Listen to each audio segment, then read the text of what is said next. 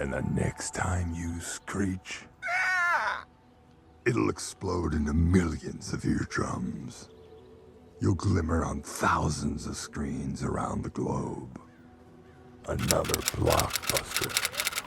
Birdman is a dense, complicated movie. I remember seeing this movie in theaters and thinking, wow, I need to see that again to really understand it. And I think that is certainly true. Fortunately, it's been, about 10 years since I've seen it. The film follows Michael Keaton, who's playing Regan Thomas, who's a sort of washed up superhero actor who is staking his entire reputation, his career, and his life in a certain sense on this Broadway show that he's written, directed, and is going to star in. And the film follows the weeks leading up to this performance. It's shot in a way that is supposed to be one continuous take. It's not. There are hidden edits throughout it, and eagle-eyed viewers and editors can see those. But the feeling that you get from this style of filmmaking is this manic sort of blurring of these lines between subjectivity and reality, and this mania and this tension that goes through, which is really supported by the fantastic sort of percussion score, which is kind of present throughout the entire film and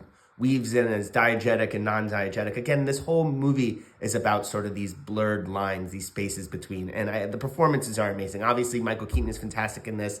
Emma Stone is great in it, Edward Norton, a great cast overall. And each of the characters in this film are dealing with some sort of identity crisis, but more so they're dealing with insecurity. And I think ultimately that's kind of what this film is about, insecurity and the ways that we deal with these insecurity. The film is constantly blurring these lines between reality and between subjectivity, but I also think between acting and identity, as it's a movie about a play, or it's about acting and about sort of what is our true self. And that is the question that Regan Thompson, or Michael Keaton's character, is going through this entire film.